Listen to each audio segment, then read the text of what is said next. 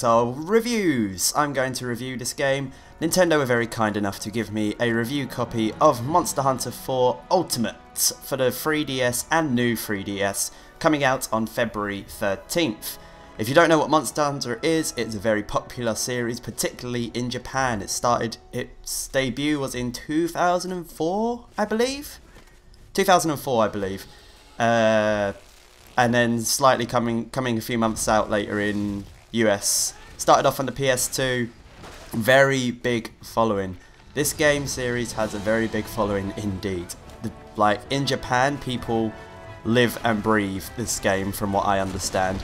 America and Europe has got more of a cult following. There are those people who really love it, and then there are people who have, unfortunately, have never heard of it as well, but then the people who have heard of it sort of enjoy it, and so on and so forth. But if you like it, you really like it, and if you don't like it, or chances are you probably haven't heard of it, because it is actually a pretty fun game. But this series has spawned many iterations. I think this might be possibly even encroaching onto the 10th or 11th outing of Monster Hunter, with multiple series appearing on the PS2, PSP, online games. I think there might have been a MMO version of it as well. Right now you're just watching the opening sequence, which is very beautiful, playing at a nice 60 FPS, and it really gives you a feel of what the Monster Hunter franchise is all about. Too many games, like a lot of games nowadays, will have a character fighting a big monster, and generally you'll get a few quick time events and you'll be able to take down the big monster despite being one person.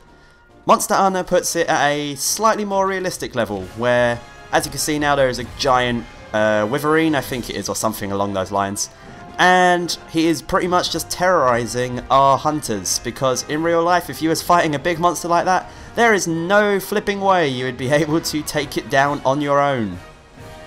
So, really showing the fact that this game is based a lot around teamwork. It's based a lot around not necessarily just going hacking and slashing and hoping for the best.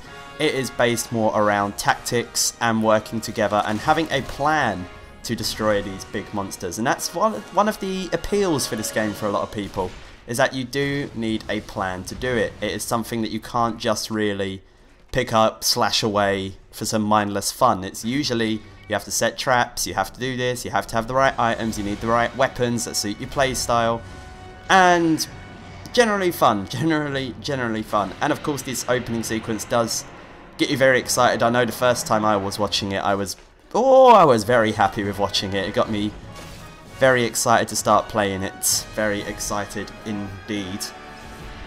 And the monsters are just huge, showing them off. Oh, and of course the title card, as you can see as well. In case you can't tell, this has been pre-recorded. I don't normally do my videos pre-recorded, but I felt like this would suit being pre-recorded. Definitely. So we've got the title screen here, as always, Monster Hunter 4 Ultimate. I have the bottom screen in the top right hand corner for everyone to see.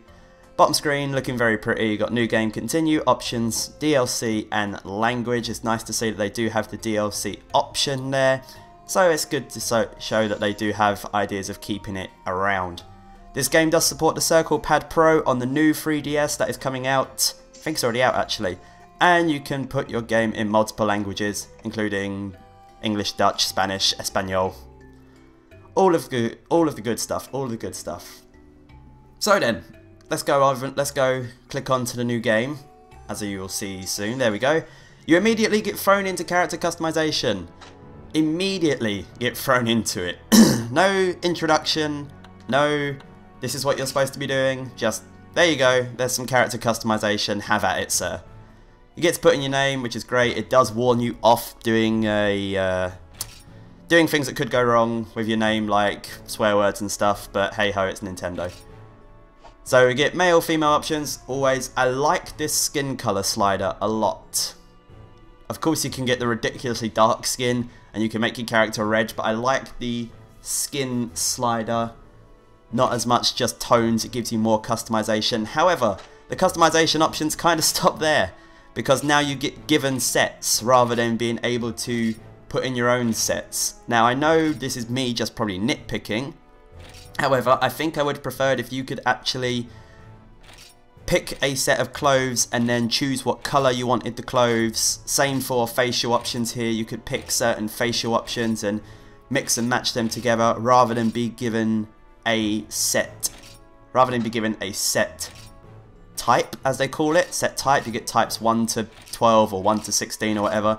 Rather than be given that, I feel like a lot of people are going to miss out on the opportunity to, or a lot of people are going to miss the character customization that people are maybe used to nowadays, of where you can actually like move nose features, choose eye type, all that kind of stuff.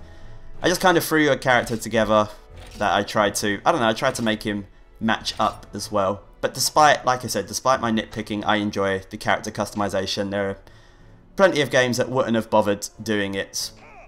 I personally think it's fine to do types, because I feel like too much character customization and creation can take away from your game and make it, I don't know, just a bit unnecessary.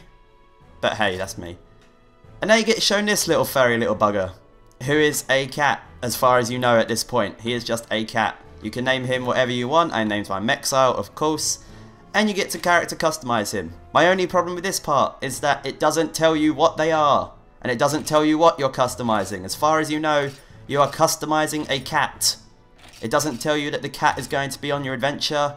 It doesn't tell you that this cat is going to be your best friend, your mortal enemy. It doesn't tell you anything. I'm sure if you've played the Monster Hunter games before, you know who this cat is and what his role is. But for a game that is targeted more towards, or not targeted as such, but is boasting the fact that it introduces new players to the franchise as well, I feel like this could make people slightly confused as to what they are doing at this point. But it's a nice choice that they included it in to customize your cat character. I can't remember the name for it now. I think it's like Puccio or something, or Pucho. And you get to sort out your bottom screen. This is where it starts to really show you guys that this is a game for people who are just trying to get into Monster Hunter. This is a good place to start. You have Type A, shows you map, your target com, your camera, and your items at the bottom. It suggests this if you're just started playing. And Type B has a different layout with the map on the top screen, and it suggests this if you've played Monster Hunter before, which suggests it might be more of a classic layout.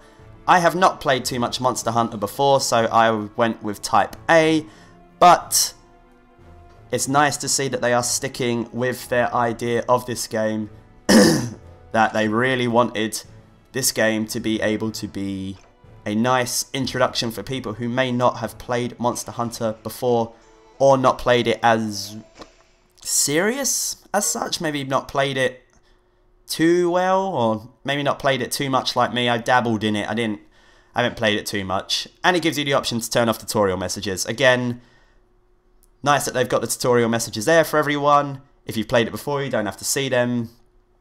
Very nice touches indeed. The developers really listened to player feedback with this game from previous titles, and they've used it to bring a lot of improvements to Monster Hunter. And I think because I've played Monster Hunter before, I played a PSP version of it and I played the PS2 version of it as well. And my biggest improvement on this so far probably definitely have to be the tutorial system, and the fact that it just brings you into it slowly. It doesn't rush you, and it doesn't immediately throw you into things. You can turn off the basic messages if you've played before, as everyone knows, but of course you can keep them on.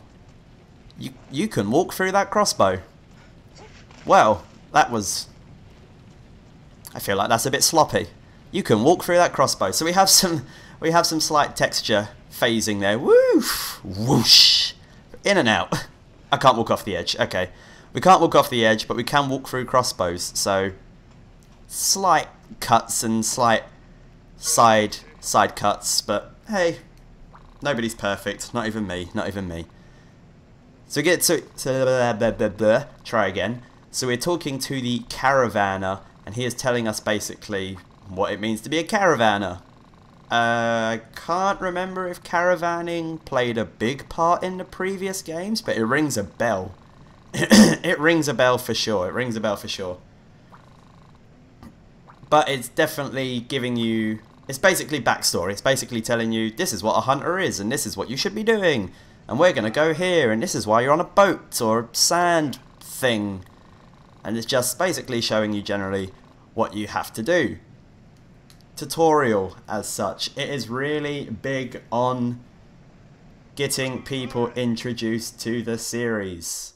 Very big on this. They have pushed this. They have promoted that idea. They have told us over and over again, this is a good game for people who have just started playing it for the first time or are just joining the series.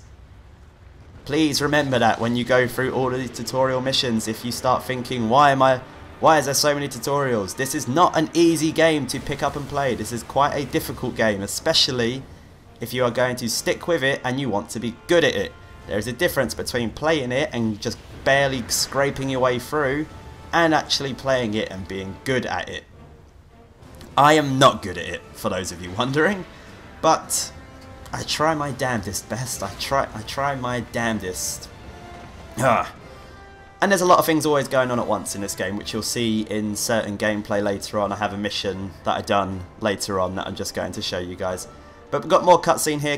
The cutscene transitions are very, very nice. They're very nice to see.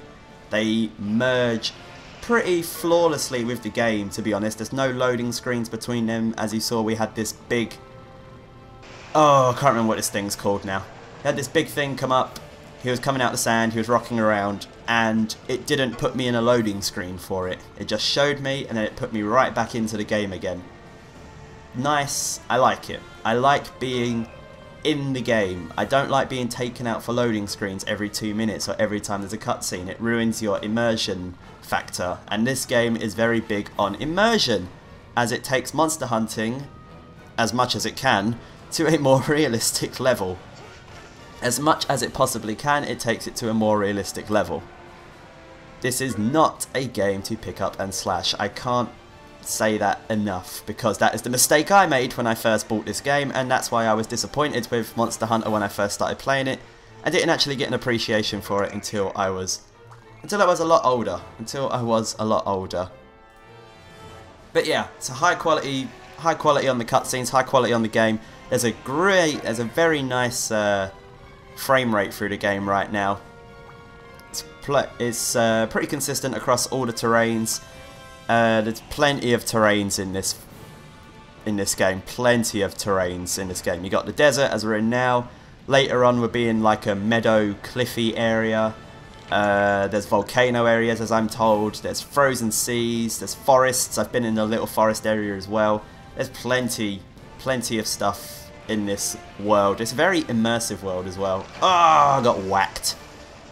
Yeah, this game's quite unforgiving even for the start. However, it does not give you a life bar at the start of this game, so that is nice.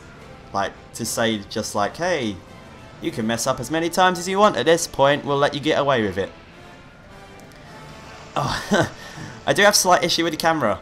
The camera can be a bit fiddly sometimes, but that is the camera. I feel like is a very delicate issue on the 3DS. I feel like games either really get the camera done well or they don't get the camera done well. You have to remember this is still a portable console. This is not like your Xbox, you're not your PS3. It only has 2 shoulder buttons, and one of them has to be used for a camera and the other one has to pretty much be used for something else. They do tell you to use the camera with directional buttons. The only problem with that is if you use the camera with the directional buttons, you then have to take your hand either off your attack / A button / do stuff buttons, or you have to take your hand off your circle pad or movement pad to then turn the camera. You kinda need 3 hands for that part. But it is a hardware limitation that a lot of games have, that I personally find on the 3DS, so I'm not going to hold that too much against it at all. I would not hold that against it. The camera work it does have is nice. The L button that you can use to lock on to big targets like that, as you saw, I quickly cropped across to it. Very helpful feature, especially when you're doing big hunts on monsters like these, or big monsters as you'll see later on, and there's other little ones around, and these monsters don't stick around, as you'll see later on, but we'll get onto that a bit later. The movement in this game is very smooth though. I like it. I like the way the character moves. I don't feel like it's clunky. The character, from what I saw there, looked like he was going up the steps rather than just kind of running up a slanted slope as many games do with it. He actually looked like he was going up step by step. So there are there is evidence of them taking the time to polish this game, make it nice, make it look pretty. However, there are elements that things they might have skipped over, like the crossbow thing. I'm actually going to cut ahead here, guys, because all that happens at this point is, well, I won't spoil it for you, but I'm going to cut ahead here, guys, to the next part so I can get talking about the actual nitty-gritty gameplay and the first general hub area.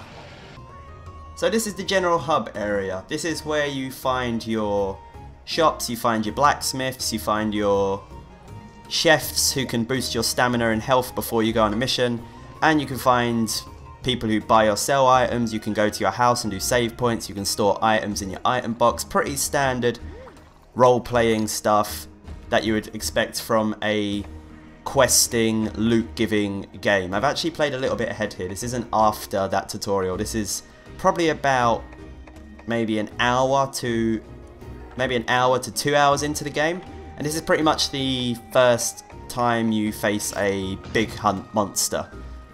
Real quick, I do have the cat companion with me. The cat companion, I still can't really remember the name of it, and everyone's going to kill me. I cannot remember it. It's called a Pachoy or something, or a Pacoy. I really don't remember it, and I wouldn't be able to pronounce it anyway.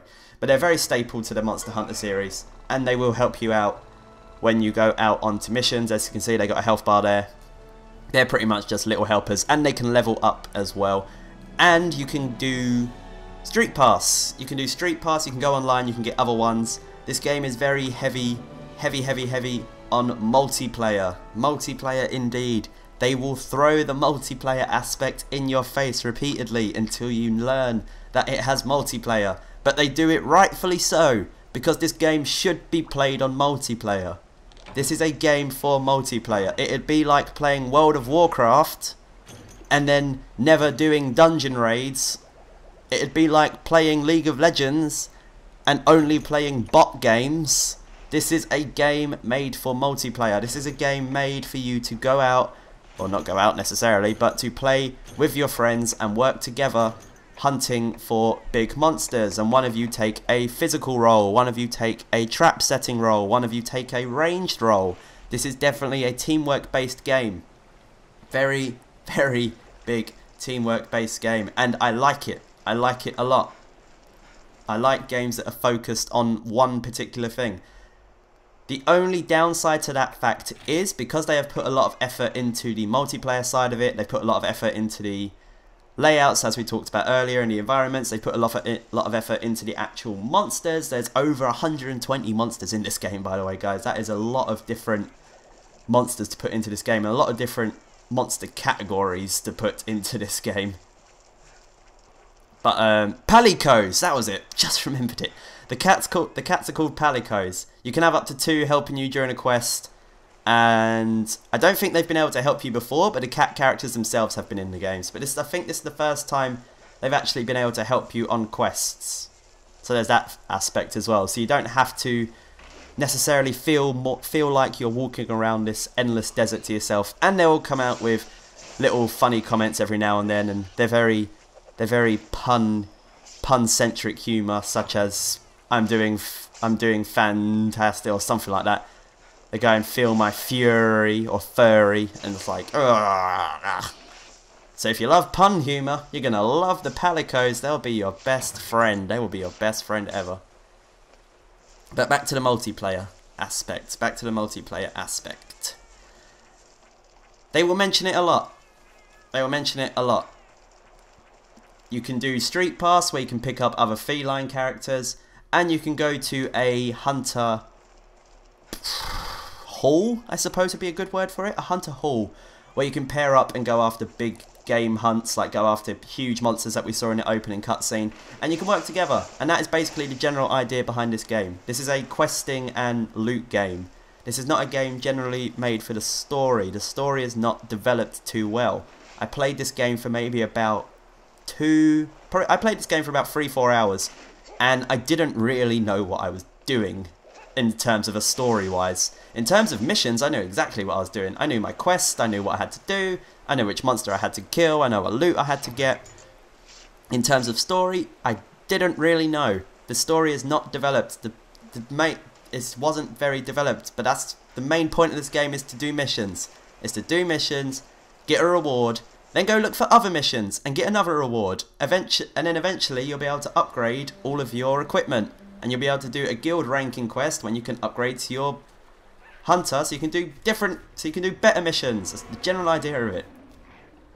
So this was the big first hunt. This is a giant jaggy, I think it was called. A giant jaggy.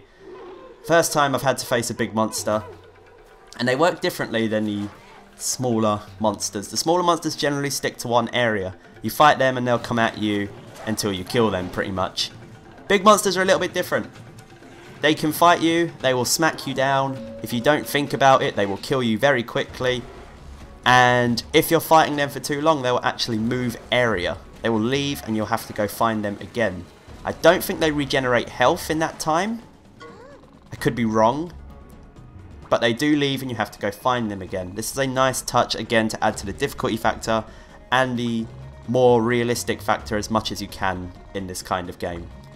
Again, I don't know if this is a feature in previous games. I don't feel like it has been, where you can jump onto the back of the big creatures. You can hold R to steady yourself and you can mash X to whack away at them to put some extra damage into them and really reveal some kind of weak spots. I wasn't able to recreate that. They say that you can do it, like if you jump on them from a high area, you can recreate that.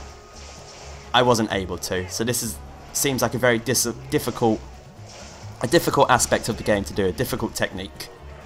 Especially when the huge monsters don't generally stand still for more than 3 to 5 seconds, and then you're lucky if they're next to a cliff. You are lucky if you're next to a cliff when that happens. But there is a nice degree of difficulty in this game, as I've been mentioning. There's a nice learning curve. Like I said, this is the first time I'm doing a big monster hunt, and this is the first time I actually struggled. Or this is the first time I was actually in danger. But I didn't feel like I didn't know what I was doing. I feel like I was in danger because this was the first time I was doing it. Not because I didn't know what I was doing. Like I said, I played this game. This is about an hour to an hour and a half in. And that was all missions teaching me what I should do. Combining items, harvesting items, making new things and all sorts of stuff. Like, I like the combining items tool that you get to pick up items, combine them together to make potions and stuff. You get the quick little item selector down there at the bottom. It takes you time to actually use an item. You don't just push Y and instantly use it, as I drank a potion and got immediately rabbit punched in the back of the head. Oh, but this game is fun. It will make you rip out your hair if you are not expecting a difficult game. But like I said, it's all about getting your loot and moving on. Not much story development, but it isn't the main focus. Main focus is to play with your games, play with your friends. But the monsters do feel very unique. The monsters feel very nice, very nice. They don't have a health bar, as you would have noticed. This is just so that you have to actually keep whacking away. It's just so you actually have to keep thinking. You can't get to the point where you think, right, the monster's nearly dead now, I'm just going to keep whacking away until it's dead. You have to keep thinking all the time. This is not a game where you can just click off and slash away. Not for these missions anyway. Maybe some of the smaller ones when it says kill 8 of these monsters or kill 6 of these monsters, yeah. Slash, slash, slash, move on. But big ones, no, no, no, sir. You keep your eyes on the prize. So you see here I've had to change areas. The monster left me, so now he's here, and immediately came in here and he smacked me away. This monster actually summons allies. I don't know if other ones do that, but this one summons little jaggy dinosaurs as well to help him out to fight you. If other ones do that as well, this game got a tad more difficult, because this was really freaking annoying. Because I felt like I couldn't go after the big one until the little ones were gone. And it's not necessarily a fact of kill the little ones and then you can fight the big one. Because you kill the little ones and then he summons more little ones. So it's just great. It's great. While I'm doing this though, I'm going to take a quick moment to talk about the characters in this game. There are a few characters you do get to meet at the start. The Caravaner generally sticks around. He is your quote-unquote boss. He sort of tells you what to do. He helps you out at the start and he says you have to get some people to help his caravan, and then you move his caravan onto new areas to do more quests and stuff. There are plenty of other characters in this game that you can either love or hate. For example, the smith character, the blacksmith character, his name is Guy, I'm pretty sure. I think that's his name. He is very blunt with what he says. He's just very much like, hey, are you hurt? No? Good. Well done. And I don't really like that character. Like, that's not the kind of person I like in characters. However, I do like the the woman who runs the quest shop. She is very funny to me. She calls you Doodle for some reason. She questions things like, I don't know why my bosses always make me read these tutorial messages to all the hunters, but there you go. She's kind of break the fourth wall-ish, but I find her very funny and she's very entertaining to me. So here I'm using a flash bomb. This is just one example of items that you can use to even out the playing field when it comes to fighting these big monsters. I like the flash bomb particularly because it's quick to use and it's quick to use, effective, and can work on multiple targets and stuns them for plenty of time. Gives you time to set up traps if you want to. Gives you time to get a few whacks in if you want to. Who doesn't like more time at the end of the day? Who doesn't like more time? But yeah, characters are fun. Pretty cool. Cat makes jokes. Quest Goo is funny. There's other people. There's a cat that cooks rice. There's a lady who sells stuff. There's plenty of people walking around to talk to. And you go to new areas all the time, so you're always meeting new characters. It's just a shame that, again, the plot/storyline doesn't really tie into any of these characters. You don't get as much development on them as I would like. Onto the monsters more though. Every monster is made to feel very unique. It's made to feel like this is definitely a inhabited world where monsters, or different monsters, have evolved and lived and changed as such, just like our world. For example, these little dinosaurs, I haven't seen anything like them before.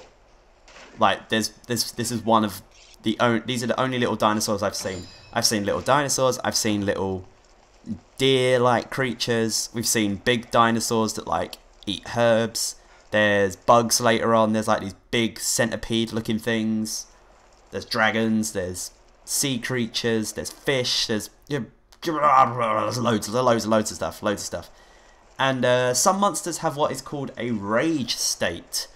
Rage state is when monsters end up getting increased speed, increased attack, I think it is, and they have a different attack pattern, or they have different attacks. Again, keeps things from getting stale. This game, for a game that is this game knows very much, or the developers know very much, that this is a game that, if not done correctly, could get very boring very quickly, of just doing a mission, getting a reward, upgrading your armor, doing another mission. Rage states, unique monsters, all of this is what keeps the game a bit fresh and adds in that little extra bit that keeps it interesting and gives you what I like to call the oh crap moments that you have when you're playing games with your friends. That moment of when you're about to beat a monster, oh crap, he went into rage mode. Everyone get ready to get your arse beat down. It's one of those kinds of moments.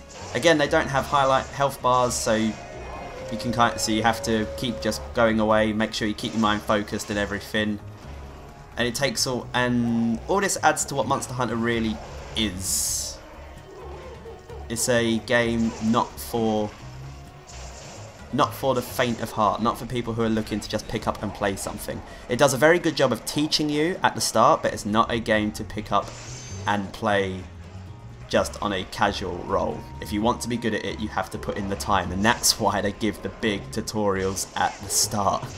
They give them so you can learn and you can be one of those dedicated players, be one of those players who's very good at the game, be one of those players who can fight all these monsters, set up traps and do all kinds of stuff. There's loads of things to do. There's absolutely just loads of things to do. Loads of things. And you can really tell that the developers listen to the player feedback. There's plenty of things that have been improved upon, definitely since the last Monster Hunter game I played. The last Monster Hunter game I played, I felt very lost at the beginning. I had no idea what was going on. I didn't know why I was doing quests. I didn't know who my character was. It was just, I was very confused. Here I was trying to set a trap for the monster. I was trying to get his attention where I got it there, and I was trying to bring him over to this cliff and make him come down here so that I could do the jump thing on him. However, every time I moved away, he ended up going back over and attacking the Palico. So there does seem to be some issues with the AI of monsters, and makes them, I don't know, can make it so that your traps don't work as such, or any sort of plans that you have. But that's to be expected with monsters as such. They are not logical beings. I have no idea why I'm purple at the moment. I think subquests, that came up. Subquests. In addition to doing your quests, when you pick up a quest to do a guild, some of them have subquests. This is a optional. It's strange. This is an optional objective, but if you do the optional objective, you can end the quest there. You can leave, go back to the hub world, so you can deposit any items that you have, and it doesn't count as the quest failing.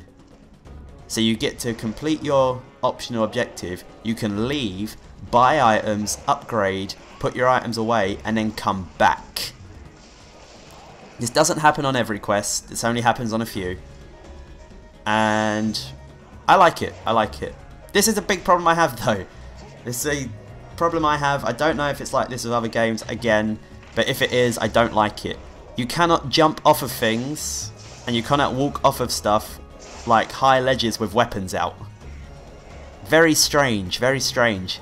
As you saw there, I had my dual bone scythes items out, and I couldn't walk off the edge until I put them away. I find that very odd.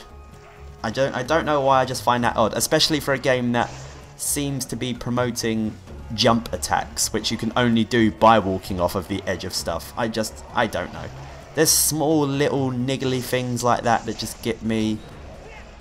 Things like, it says, like at the start they teach you how to cook meat, and they say cooking meat is really important. Make sure you pick up meat when you're doing your questing, and make sure you cook it and stuff like that. Okay, great. So I learned how to cook it, and when you start the quest, before this one, including this one, and the 3 before this one, I wasn't given a cooking tool at the start, and I find that a bit odd.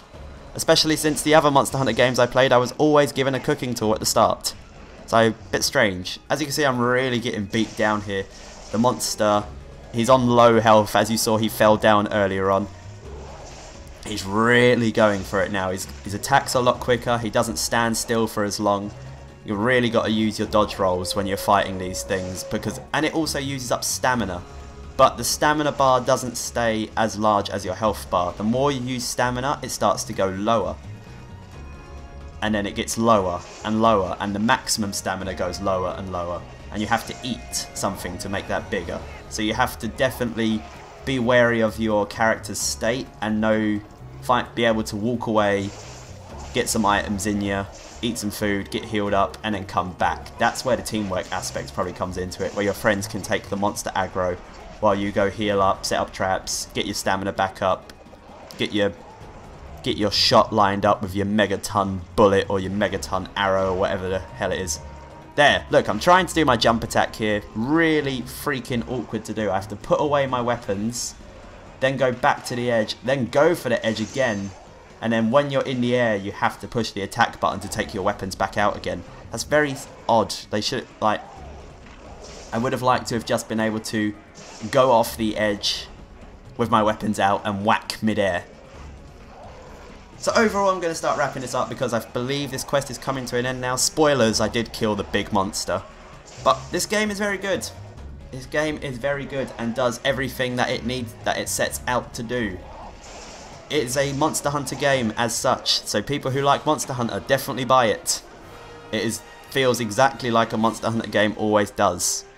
Always, always, always. It feels very much like a Monster Hunter game. And if you have been if you've ever been curious about the Monster Hunter series or ever thought, I would really like to play this series, but I've just never had the time to sit down and learn it, or it looks too complicated to pick up, or everyone else is really far ahead with it and knows what they're doing now and I wouldn't want to slow anyone down, this is it. This is the time to do it, because this is a very good game to do it. It teaches you everything you need to know. Plenty of online aspects. You got your cat friend to help you. He can take hits like no tomorrow. And there's, I think when you look for the multiplayer aspect, there's a beginners one as well, so you can lobby up together. Very, very good game. I can understand why people would be daunted by its previous reputation, but now is the time to pick it up. It's available on Nintendo DS, so you can play it on the new 3DS as well with the circle pad, and you can download it from the Nintendo eShop from February 13th. So make sure you pick it up. Very fun to play.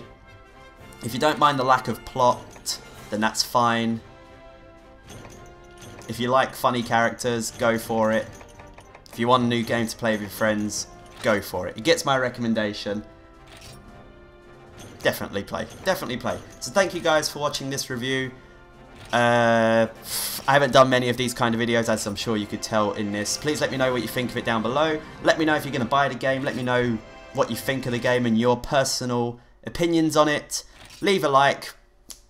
Or dislike if you didn't like it, of course. You leave any rating you want. That's what YouTube's about. You're an individual. And I will see you all next time for another review very soon. Take care, guys, and bye-bye.